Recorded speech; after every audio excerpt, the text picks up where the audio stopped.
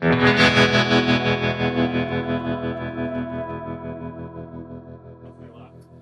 know. Alex, thank you. Hey, this is Danger Dan, and I am, we're here at the Mama Tried Show. I'm taking over their podcast. And I'm very fortunate and honored that they even asked me to do this. And I got two of my good friends here, Michael Lichter and Haughton, and we're going to sit down and, see, I hate doing intros like this. You're good at it. You got it. Oh my gosh. It's very formal, but it's all right. This is why I normally do these later on. Okay. Hey, this is Danger Dan, and this is the Mama Tried Flat Out Friday podcast. Last night, Flat Out Friday was a fucking hit. I enjoyed the shit out of racing my bike. And, if you guys have been paying attention, we've done this the past couple of years. I'm honored that Mama Tried and the Flat Out Friday crew have asked me to come on and take over their podcast while they're busy curating one of the sickest motorcycle shows in the country. Today, this morning, to start off these podcasts, I've got my friend Michael Lichter and Haughton. And, dude, these guys, I'm just honored to know them. And the relationship that I built with them over the years has been incredible. And, how are you guys doing? How's Milwaukee treating you so far? Hey, February in Milwaukee. It's the only place to be. Yeah. Right? I mean, it's one of the best motorcycle shows on earth. I mean, it's great. great. There's a couple out there, but this is cream of the crop stuff. Well, we're kicking off 2025. Like, I feel like it's this is the first show of the year, and After Verona. What I really love, yeah, it is.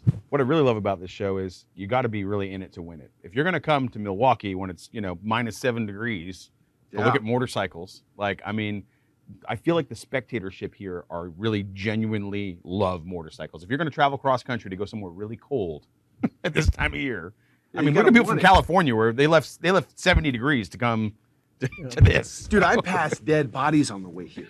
I saw some car accidents that people will not make it home from, and we just kept trucking. My buddy Chad hit me up. He's like, "Hey man, I just bought a Suburban for $500. We're going to Milwaukee." I'm like, "No, we're not. We're taking my truck." And then my heater went out, like days before. So I'm scrambling trying to fix it because I don't know what Chad's gonna bring me, dude. And sure enough, Chad shows up in a white Suburban. It was an '01, heated seats, leather. The heat worked.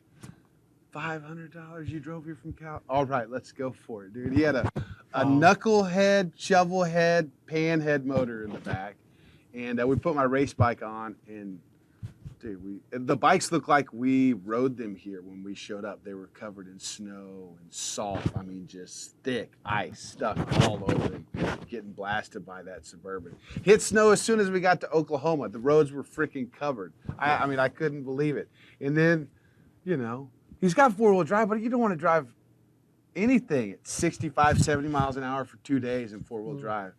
But I was like, you only paid $500 for it. Let's do it. And we did it, dude. We're passing accidents. Wow. I was like, at one point, we should really stop and help, because at one point I pulled over because the road had cleared up. I'm like, I want to pull it out of four-wheel drive. Stopped at the gas station, filled up, and it started dumping again. So I was like, well, we're going to leave it in four-wheel drive, get back on the highway. If we wouldn't have stopped, I think we would have been involved in the pileup that we came up on after that. And I was like, we probably should stop and help. I see the berries coming, like the first rescue queue. There's two 18-wheelers smashed together. There's a dually, another car.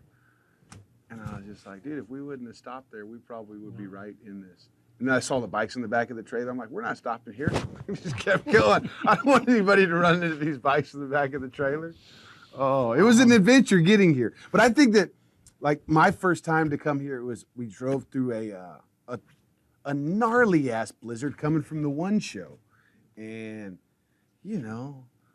when I first heard about Mama Tried, I was like, a motorcycle show in the middle of winter? No way. And since then, getting to know these guys, I've realized that, it's all about the people, and they invite people to their show. Yeah, most of these people have motorcycles that they put on platforms and showcase in this beautiful ballroom, but they invite them because they want those people to come hang out and enjoy this space. And, it's like being in your garage with your friends, except for the garage is huge and it's beautiful. And, most of the bikes are ready to roll. There's also 1 or 2 degrees of separation between everybody. Yeah. You know, and winter is the time to do it. I think Milwaukee is incredible. I think some of my favorite times here has been when it's really snowed. Yeah, You absolutely. know, and you go out to a bar late at night and just packed. Everybody's out. Everybody knows everybody. If you don't, this person next to you is going to introduce you, right? That's right. And kind of like Verona in a sense. A lot of these winter shows, that's what it's like. And I think that brings people together. This is, I think, one of the best social events of the year. We're all indoors, very tight. It gets crowded in there. You're elbow to elbow. Were you at that bar, was it Thursday night? I missed that one. Oh my gosh, the double-decker bar. It was Oh, you're talking about in Verona? no, Here? Thursday night at the what's it called? The Tin Hat on Oh, Brady no, Street. no. Oh my gosh, it was just Oh. jam-packed. I'm going to call you next time. Yeah. Get all the lowdown. When did you get here? I got Thursday. I came straight here and was shooting until they kicked me out. I bet they did kick you out. What time did they kick you They out? didn't really kick me out. This I woman bet was they in her did. office. She They was were so really nice. nice about it, but they were so trying to nice. kick you out. She said, like, you know, how much time? She said, well, I got some work to do in my office. I was the only one in there, just me. No, me and my assistant, Will. And she comes back, and I go, oh, God, you really do want to go. I'm sorry, you know, and we packed up. So it wasn't bad. Well, you should have came to the But party. speaking of motorcycles and friendship and all these people, I'm just blessed to have you two guys in my life, and I want to say that right here on camera. These guys have been some of my biggest supporters for things that I do, and Motorcycle Sherpa being the primary one nowadays. The times that I've spent with you guys, I mean, weeks of our lives together in the Himalayan mountains at this point, you know, and that magic is what this whole community is about. You guys are in my life because of motorcycles, and I look at my life now, and you know, I'm getting older. And I've always loved motorcycles, and I'm what I consider a lifer, let's say, right, when it comes to bikes. But like, it's only really coming into true focus now as I get a little older, just how much every person that I truly care about in my life is surrounded. Motorcycles are the grease or the glue that brings so many of us together. I think that's the part of the secret sauce of Mama Tribe, because it's in the winter and it's cold and it's hard to get here, and you really got to want it. So that brings out sort of like that more dense community, and that's what I think part of the magic of the whole show is. Dude, I just realized just now that this is when our relationship started, was at Mama Tribe, when you came up here with Ethan. Yeah. You know, and then it wasn't a couple months later, you invited me to go to Nepal with Tim and Pat and Michael. And that's really like, you know, I think it pretty much started here. Like, this is the first time we got to sit down and talk and build this. Yeah, and once you're a trusted member of that tribe, right? Like, we haven't known each other for 20 years. No. But like, you are one of my dudes, and I know I can trust you. I can call you in the middle of the night. Like, we have a kind of kinship and friendship that you don't encounter in the regular civilian Call me out in world, so front to of a speak. bunch of people in the booth last night. Like, hey, dude, we need to do a podcast. I'm like, well, tomorrow morning, let's do it. Well, let's talk about why we're here. Okay. So I got a trip coming up with Jeremy Prock and his son Loyal. Jeremy is a longtime Mama Tribe man and the founder of Flat Out Friday. Love him and looking forward to spending more time with him. So we hatched this plan. We're going to do this trip, and I had 8 people on the trip. So as you can imagine, you know, there's logistics involved, and you know, though I do this because I'm passionate about it, it's got to stay solvent. So right before this trip, like 12 days out, there was a death, and 4 people bailed. So I've got just 4 people on a trip. I've never done a trip with less than 7. It doesn't make any economic sense, but I'm a man of my word. I'm going to do it just the same because I want to spend the time with those guys and because it's the right thing to do. So you're telling me that there's space to go I got on a 4 trip spots, to and in Nepal? 10 days, we can take you on. Nepal is a visa on entry country. We know all the ins and outs about this. I've been doing it for 9 years. I'm looking for 4 crazy people that are ready to jump right now. If you got something going on in your life, you're looking for a little catharsis, I am your guy.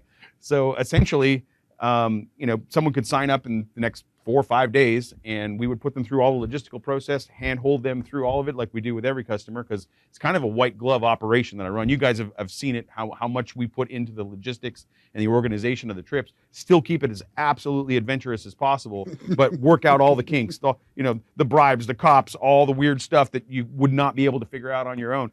You know, you get a flat tire on one of my trips, I got tires on rims in the chase truck ready to go, and in 30 seconds, tires on and off. And, Or a spare bike. or a spare bike, yes. Right? Absolutely. I think that's that's a real key element, actually. Yeah, you know, why should somebody go? I think we have a perfect person to say why. Now, any seasoned traveler knows why it's good to travel. I think, Dan, wasn't that your first big international trip, Nepal? Oh yeah, on a motorcycle for sure. And I think that changed from the outside, it looks like that changed your life. Absolutely. You know, before that, I was like, I was traveling a lot in the country, and I was, you know, I wouldn't say I was going out of my way to travel by myself, but I wasn't putting any effort into like traveling with other people, you know, trying to drag people along. And what you curated, You were a was horrible like, person to travel with at that time. I'm sure I was. Maybe that's it. Nobody wanted to. But getting to spend time with like-minded people on motorcycles, riding every day, hanging out each night, it really has changed me, you know, and the international aspect, just like, you know, seeing how, you know, much you can learn from these other You know what I've cultures. always appreciated about you on that stuff? Like, some guys have come on my trips and whatnot, and they present it to the world as though, you know, they rented a helicopter and they did this and they did that, and they don't really give any credit to Sherpa or the group. And, you know, those are usually just people that you know, on the fringes and whatever, and that's fine. They're a paying customer and they were there. But what I really appreciate, you're kind of a celebrity and a person that's known in our community, and a wild man. But you've always been so ready to say, Bear changed my life. I mean, you've done it multiple times on camera, multiple times in podcasts. We've had some great podcasts together. I mean, it's true. Like, And- honestly, because, you know, it is a lot of fun, and also it's mandatory to go travel by yourself. But it is so much better to be able to look over and see your boy doing it with you, you know, especially like when the going's not good or when the going gets tough and you're like really having to dig deep and you see that like you got somebody right there with you, you know. Handlebar to And, handlebar.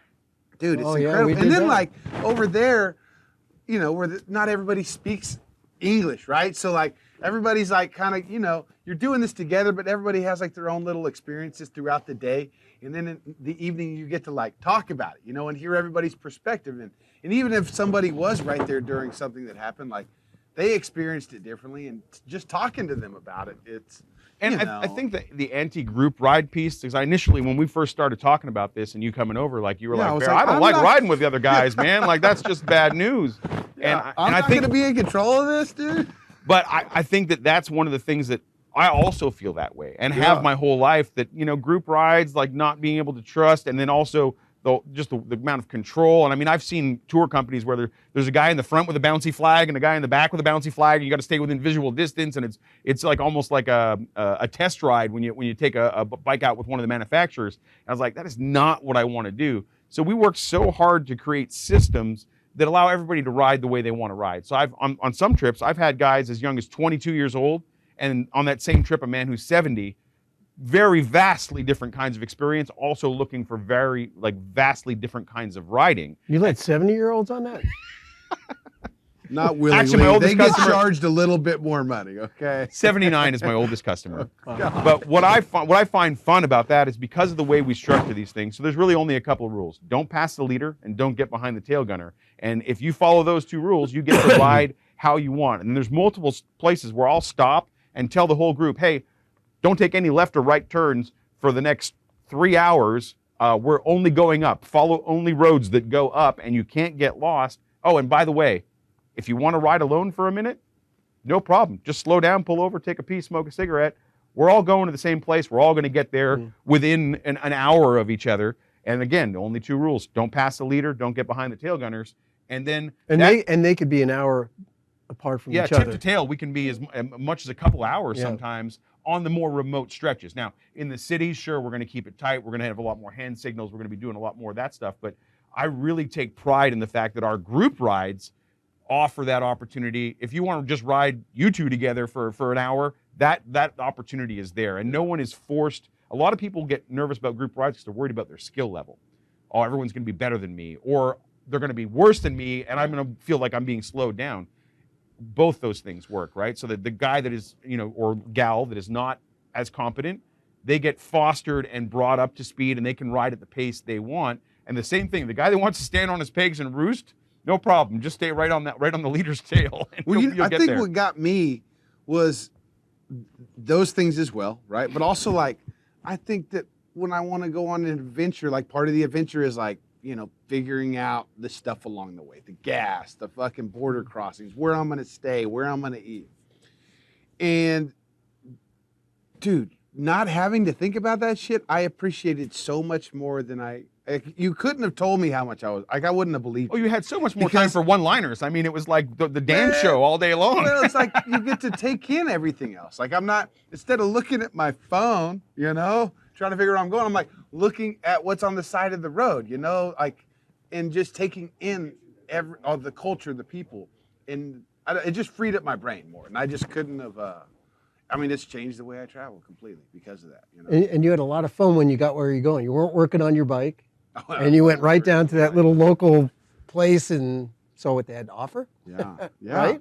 Oh yeah, Checking out the and little it's- villages and whatever it was, you know, a Kama Sutra temple, you know, or the Bob Marley bar to Right. meet some hikers that have been like walking for days, what we just rode through in, you know, a couple of hours. Yeah, if anybody is, you know, timid or scared that the group aspect or riding with people you don't know, just know that those people you don't know, you will end up forming a bond and a relationship with that will probably last for as long as you live after that. you know, a lot of people may, you know, be hesitant also going third world, Himalayas, you know, these far out little countries and stuff. Now, since then, you went to the tip of South America, podcasted the whole way. Great stuff. You've been all over. So what would you tell those people? Like, why is it good, or what did you learn or gain from traveling to these exotic places? How does that help you as a person, or has it? Oh no, I'm just kidding. You know, like just exactly that. Like doing it by myself, trying to figure it out along the way. It's been incredible, but like it's a more efficient use of your time to go on something that is more curated. You know, like time is very important to me. Well- and I honestly was going to do that trip on the Sportster that's in the museum right now. Like I built that Sportster. I was going to ride it to South America. And then Baird talks me into going on a curated group trip. I'm like, that doesn't sound like much of an adventure. And then it was so awesome. And I was like, well, now I don't want to just like ride my bike. I want to go someplace and like talk to somebody that knows what they're doing, that has bikes, knows where to go, knows where to stay, so that I can efficiently use my time away from my family, which I value. And you know, it's a very efficient way about traveling and seeing the world and learning about other cultures. And it's funny, Michael, you always want me to like know what I learned. And the biggest thing I think about is like how similar everybody else's experience is and how they're dealing with the same kind of shit that we are, you know, and we think our experience is unique because it looks different than what other people are experiencing, but they're going through the same shit, you know. It's pretty wild from tip to, you know, from the top to the bottom. Yeah.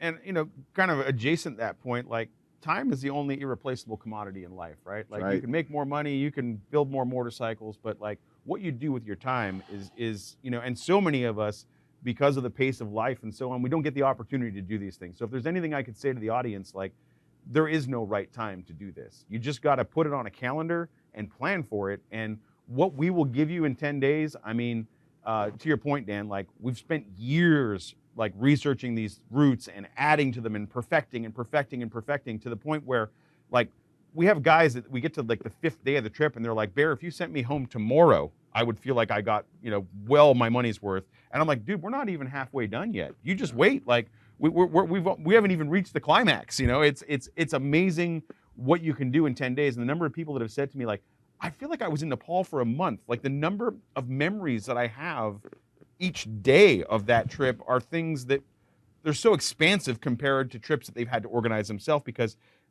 all of the figuring out parts aren't memories necessarily, right? Whereas we've worked on these routes and adjusted and perfected and found the best gem of a restaurant in the middle of nowhere and called ahead and got all of those special arrangements made. So when you get there, it's like, oh, wow. And it's really hard to do that as a solo traveler. So that's what I pride myself on in terms of that curation aspect you keep mentioning. And I really appreciate that you talk about it through that curation lens, because I think of it as performance art. And that's part of my early trips with a lot of them with Michael.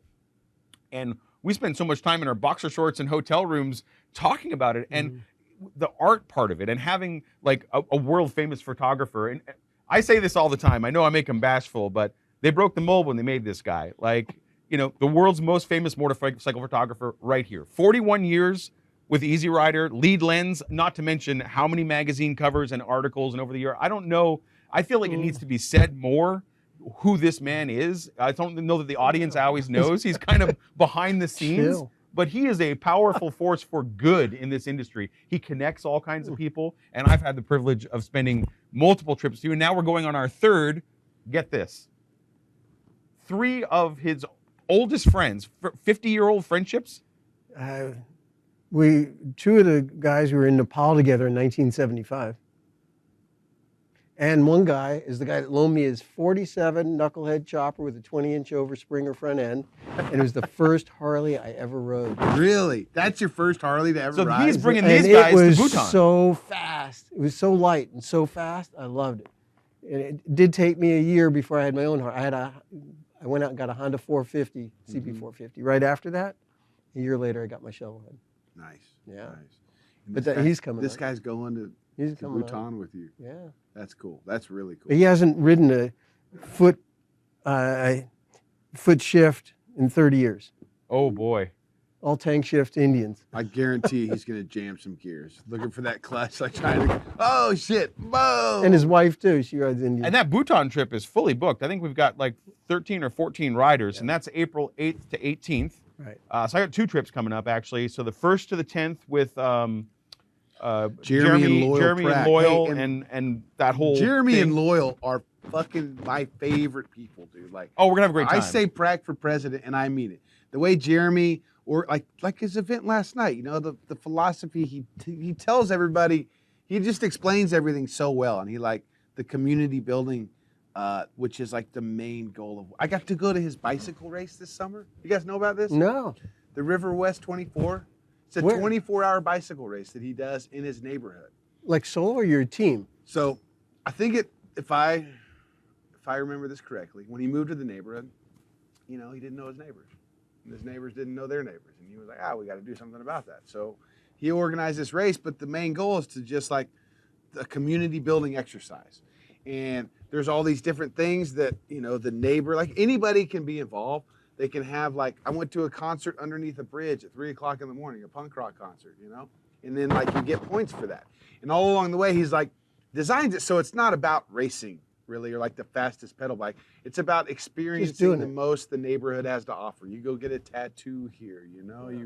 You go play music on a stage at a jazz club, you know, and you get extra points. Did you ride a bicycle? Yes. Oh, yeah. I rolled into this thing, and there was a line of people with their bicycle helmets waiting to get into this jazz club, you know, where Jeremy's other son's up there like playing piano or DJing, and they're waiting to get on stage and play. And like just the energy of this whole community coming together. There's no signs anywhere. There's no sponsorships. It's all just they don't pull permits because everybody there, they've already talked. Everybody knows what's going on, you know? Pop-up. Dude, it's so punk rock, and it's so cool. And Jeremy's incredible, and you're gonna have a lot of fun. I think that you are gonna learn a lot from Jeremy too, and like I hope that you guys are able to connect. And I'm sorry he's not coming to it's Bhutan. awesome. What's that? I said, I'm sorry he's not coming to Bhutan. But you know, the thing about these things is the people that sign up for these trips are, for the most part, really interesting people, that they are willing to travel around the world. And I think what you find also is like motorcycling in general, you got passionate people, right? They're passionate about motorcycles, but they're passionate about other stuff. And they're interested people. You know, they're curious and interested people. And then you put them all together, it gets pretty magical. Yeah, it definitely And you make does. some really good friends on it, Yeah. right? That's the most impressive part for me is I'll meet people 2 years on, and I'll find out that they're still in communication. So say the trip had 12 people. They're in communication with 6 of 12. And that doesn't happen in life, right? Like you have some good experience somewhere and like, you know, maybe you make a connection and you keep 1 or 2 of a group that you were, but to see the density or to find out that they're doing another trip together, they're all traveling to Dan's house and doing a trip based out of there. Like I've got multiple instances of that, and like being able to facilitate that connection between people. And the other thing that ties this all together for me is I really believe in our modern lives, they're just so cushy that we don't actually experience the endorphins, adrenaline, and chemicals that our bodies need to function properly and our brains need to stay out of depression and so on. And these trips, like you're using your body the way that a caveman would have in terms of like there's mortal danger, there's community, there's tribalness, there's everything going on, and it's like the joy that some people experience that have been living in a cubicle for the last 20 years and haven't done much of this, and they come on one of my trips and they're in their middle 50s and they're alive again. I mean, and the thankfulness that comes out of people for making them feel alive again. Like, this is the best work of my life. Like, I literally sold my other business, Old Bike Barn, to focus on this. I mean, it's so... You sold Old Bike Barn? Yeah. Really? So you're like full on Sherpa and Well, I mean, I've got the Whiteknuckler. knife company too, Yeah. serial entrepreneur over here, blah, blah, blah. Yeah. You know, so I'm focused on cutlery, Whiteknuckler brand, and Motorcycle Sherpa. I'm spending at least 3 months a year trying to do 10 trips a year right now.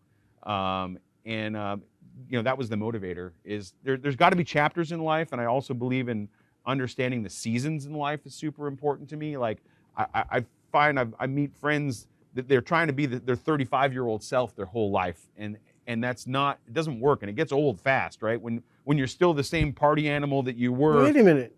It could work. Yeah, I was going to say, that's what I'm are you trying to talking do. about? I like the idea of chapters, and I'm turning a page. I've enjoyed Old Bike Barn, and I'm blessed to have run a motorcycle business for 24 years. Yeah. But I really like the idea of thinking of life as seasons, and I'm ready to move into a new season. You Basically, sounded is like where my I'm at. wife. Man, I thought I was going to have a soft audience here. You guys he are pushing married back that on woman, this. so it can't be that bad, you know? 42 years, and she says it's time to turn the page. Like, what? What? Yeah. Oh, I don't mean give up what you love. It's a big book. I'm not ready to be done. Well, you got to keep turning pages. You ain't. though. You're nowhere near done. Hey, I love these 10-day dopamine hits. Right? Yeah, absolutely. Yeah, so yeah. How has that change been? Because I can't imagine that was like, So you know, well, didn't take up much of your, I'm sure that's like a big chunk of time that you now have. man, I'm going to get You've choked been up. We talk too refocused. much about this, but Come on. so I started Old Bike Barn in 2001, and you know, I was just a kid who discovered the internet and loved vintage motorcycles, and you know, away we went. And it was so early on to be in e-commerce at that time. I mean, So early, dude. 2001, like we were way ahead of the curve. So we grew really quickly, and I just figured out sourcing all these different parts. And like, I love vintage Japanese motorcycles as much as American. So put a big focus on the Honda 750, which they made a million of. So that was a real easy, you know, no one else was doing a lot of Amateur that. Hour. You didn't say. No, But it yeah, was when like, I that was a monumental time, you know, like internet's coming out, people are figuring out how to use it. We're just like getting to the cell phones in the pockets. Cameras like were just going digital. cameras were, yeah, I mean, and I got very lucky. I mean, I feel blessed. It was the right time, right place. I mean, And how many competitors did you have selling motorcycle parts on the internet in selling 2001? 30-year-old motorcycle parts on the internet. So in 2001, what was getting put on the internet was the latest and greatest, the newest, because those were the companies embracing technology. Yeah. No one was trying to sell 30-year-old, 40-year-old motorcycle parts at that time on the internet. That's not what was there. So I had first placement on Google for thousands of results because I was the first to market to put those vintage parts in 2001 on the internet. And we ran till about probably 2007 or 2009, really not with a lot of challenge. You know, we're good at what we did. I had a great team, and we just blew that website up. But you know, 24 years on, I accomplished everything that I wanted to with Old Bike Barn. And you know, I ended up selling it to a 25-year-old friend of 25 years, one of my suppliers. They're going to carry the torch on.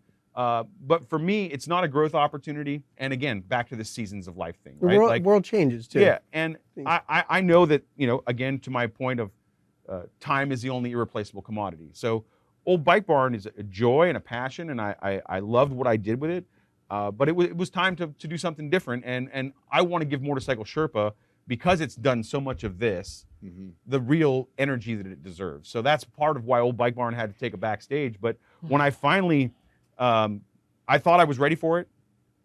The papers get in front of me. Yeah. I mean, I had not finished the slash on my signature, and bam! I mean, just I was not. It was such genuine emotion. I was glad to feel it, but I was also just like, I thought I was stronger than this. I mean, I was bawling, and I calmed down. But it's taken me until now, and I've been talking with Michael about this for months, like making this announcement, because it's so personal, but also so public at the same time, and it's an important thing for me to do. And I've not found the right opportunity to do the announcement. So then when I got tapped to do an interview yesterday at Moment Triad, I was like, I'm pulling the Band-Aid off. I'm just going to tell the world, like, let's do this.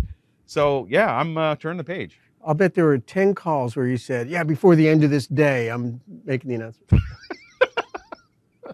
And you know what? So did you like regret? Like, what were the tears from? Like excitement, confusion, regret? Were you like, or letting go? Shit, should I have done that? Or were you second guessing? Or were you like, just letting go of something? Letting go of all of it? Was it relief, maybe? Man, it was just overwhelmed with emotion, and I couldn't say that it was negative or positive one way or the other. It was just like a release of like, I mean, if you think of the memories, and then, you know, don't forget, I'm a former drug addict. I've been sober for 9 years. I mean, I had a major cocaine problem. I was not going to make it to this age. And I had a few friends die, and I had a couple of wake-up calls, and I recognized the life that I was living. I thought I had to get out of motorcycles because all of my friends in the community were that's for me, were one and the same. And it took me a while to figure out that, no, I can keep the motorcycle part too, and recover and get through that. So the amount of it, like, when I broke down and cried like that, it was like thinking of where I started, where I'd been. I mean, I've been, you know, lost my shirt twice, been living in a warehouse with no running water, no restroom, you know, no heat, and surviving 2008 when the market collapsed and like we barely selling anything. And here I am over leveraged with all this inventory and like just having to figure all that out. So like when I let that thing go, like the different chapters that I had been through, like it just all washed over me at the same time. It's big. It's wild, dude. But here we are talking about the next chapter, right? Yeah. I mean, and how, I've been so blessed, honestly, too. I'm hogging the speaking stick here, but like the number of people in our community, business owners that have entrusted me with 2 weeks of their life. And I don't know if people understand how seriously I take it. Like, because again, time is the only irreplaceable commodity in life. When someone makes a commitment to me to give me 10 days of their life, I take that really seriously. They better have a damn good time, because it's being entrusted to use up 10 days of someone's life force. We have to make it the best thing we possibly can. Absolutely. Yeah, they could be back home making money, you know?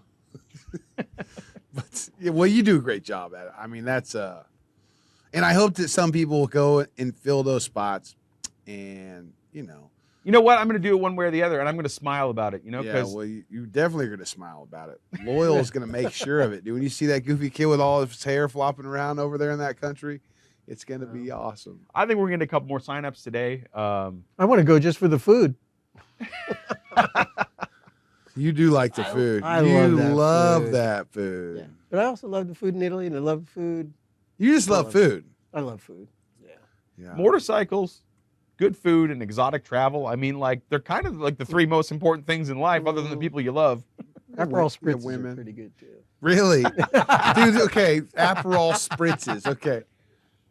I tried one of those in Italy. I made you one. It was junk. I made you one. Because the one you made me was so fucking good. Like, they did, like, you set me up, and then I go over there, and it was just like, you know. And you know, one thing, I just want to talk to you about this anyways.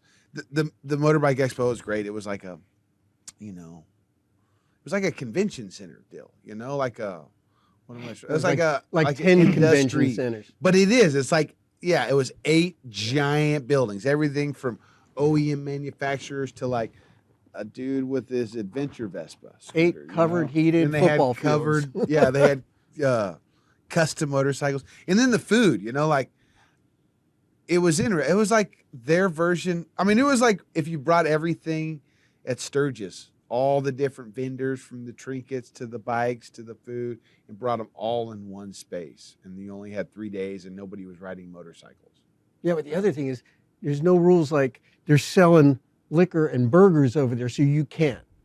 Every booth, a wheel of Parmesan, here, dig in, or, oh, can I make you an espresso, or how about an Aperol spritz, or a glass of wine, or something from the keg of beer. Yeah. Even though they're selling it right there. Yeah. Nobody cares. Yeah, nobody did care. It's about breaking bread, isn't it? It was. Yeah, I mean, it's definitely a different culture over there. It's actually one of my favorite experiences with you, and you would think that my favorite experiences would be high in the Himalayas. But I had the privilege of being your assistant at the Verona show one time. And I don't remember why you didn't have an assistant that time, but I humped Michael's equipment around and his lights. Yeah, Sean was there. And did all that stuff. And it was the best networking and behind the scenes opportunity I've ever had, because this guy knows everybody, literally Yeah, everybody. I believe it. That's a lot of humping around, though. That's a big venue to be carrying shit, dude. I mean, that was a huge venue. There was, yeah. It's good. That's always like the end of January. So I look at it as the kickoff of the year, but it is international. But it's, again, sort of like this, where you just see people, and you met a ton of people that you're going to know for years and years. Mm-hmm. Absolutely, right? Yeah. And, I want to make this about Michael for just a minute, if I can embarrass you again. So I don't know if people are familiar with the term connector, but when you figure out that piece of life, that it's about watching the people around you and saying, well, being a matchmaker, like, I think Dan should get introduced to this guy because of these reasons. And Michael's thoughtful like that. And you've done that for me probably at least a dozen times, maybe more. And I want to say that like 6 or 8 of them have stuck and turned into really important relationships in my life, but it's your gaze. So you take care of yourself and you do the things that you need to do, but you're always looking out for the man beside you. And that is so refreshing, because most people are self-motivated, self-driven, and aren't worried about how to get the next guy ahead. And part of the secret sauce is if you're worried about getting the guy beside you ahead, you get ahead too, because it all lifts together, right? And I just want to say thank you publicly for the number of wonderful relationships that you've introduced me to over the years. It's really something special, and I wish more people thought like you do. It's fun. Yeah. I love doing that. You know what's fun is you introduced me to Paul Yaffe at Sturgis a couple years ago, and then next thing you know, I'm arguing with him on stage in Verona about I heard that on your podcast last should week. win this thing. And then to be at a table with Bear and him last night and hear him tell what he remembered. Me coming in there, I got dirt you saw him just last night? falling off of me. There was a lady following me around with a broom. Oh, dude, he fucking embellished the shit out of it. It was pretty good. What did you think about that story, Bear? Classic, sounded like you and also sounded totally like Paul. I mean, and there's another character in the industry. Boy, that guy just keeps me in stitches, and another genuine, humble soul. I mean, the guy's had 300 magazine covers, right? Been all over the world. And he could have a big head and be a little bit of a, do you know who I am? And he is humble as pie and self-deprecating all the while. And another, just one of those really important, genuine souls in the industry. Dude, it was funny to hear him talk about Talked a little bit about judging a bike show, maybe?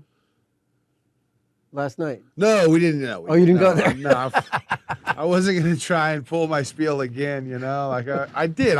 In front of a bunch of people on stage, I was just like, what in the fuck are you thinking? Like You can't put my name on that. I can't stand behind this and take photos and look at these guys with these sick choppers out there not on stage with us. No, but it was, we just agreed to disagree. We flipped a fucking coin and we went on. There'll be a Danger Dan Award next year. What was cool after that, honestly, was talking to those builders that I would have rather put up there.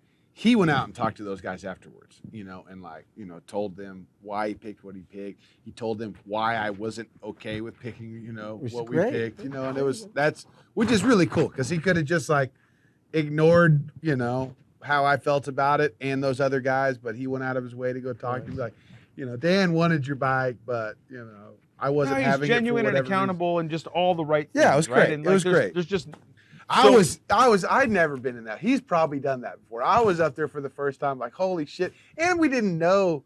I didn't know. Maybe they told us and it was lost in drill. Like, I didn't know we had to pick the best bike. I might not have said yes. It's a lot of pressure. I don't like picking go to Italy and I got to pick at the biggest bike show, the bike that wins the best custom award. I was like, fuck. Pressure. A lot of pressure. Well, and beauty is in the eye of the beholder, after all, right? That's exactly right, Yeah. I usually like something dirty that I can scratch and wreck and not feel bad about it. I love Survivor bikes or like Survivor choppers, especially, because you could ride that still and not worry about it. I have a few like show quality bikes, and it's like I'm just I feel like all my bikes are show quality. patina show. Just different kinds of shows, The show at the track, Cool. Well, speaking of show, we got a bunch of sweet bikes upstairs. Is there any builders here that you guys are specifically excited to see what they brought? What's sitting out there on the floor? Anybody that you're like, maybe that you haven't seen before that's here in town this weekend? Well, since you were just talking about Paul Yaffe, I want to give a shout out to Motorcycle Missions. Crystal Hess and Paul teamed up to build a bike to support her Veterans Foundation. And this is, kind of a point to jump in on real quick. I don't think enough people know that veteran suicide in our country is absolutely epidemic. Since 9/11, we've lost about 7,000 men and women in combat.